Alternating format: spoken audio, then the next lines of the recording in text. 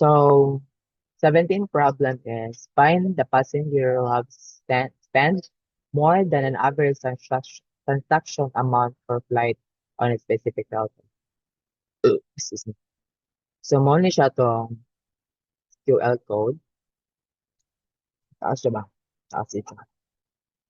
Select passenger full name, total amount, payment, total discount, total amount, average amount.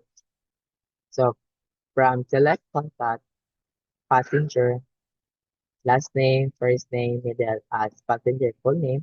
Saan mo ito ng TP bitaw kay Pan? Total, total lang. Total cost, cost, and total lang. C, cost percentage. D, for cost percentage as total amount discount. D, T cost, A cost, S cost.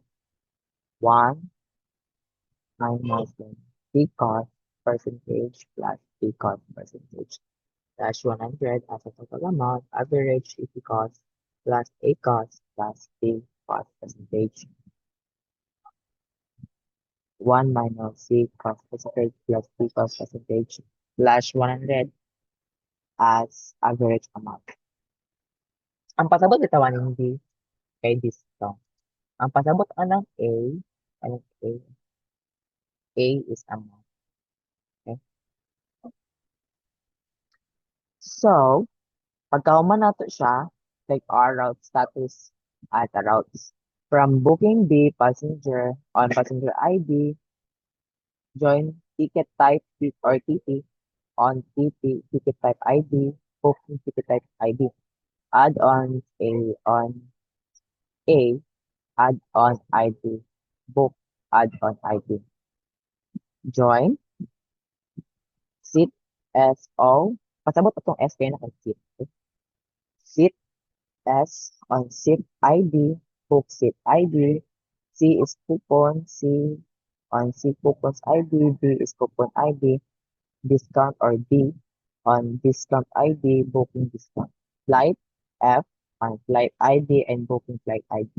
Route, I join. Route schedule or RS, pwede pasabot RS. Route schedule. On RS, route schedule ID, F, route schedule ID. Join route R and R on R route ID RS route ID group by route ID size. As subquery where route ID is with B, route B having total amounts. Pag ito na siya copy-paste, copy-paste na ito ng code, tapos ibutan na ito siya sa view. Ito na ito siya create view, then copy-paste na itong code, kaya taas tayo, then mo din na siya magpadulong. Okay? Tapos same ragay po na itong procedure na itong report din. Instead of creating view, creating procedure na ito yung butang. Yan itong code. Then, wala. Mo na siya.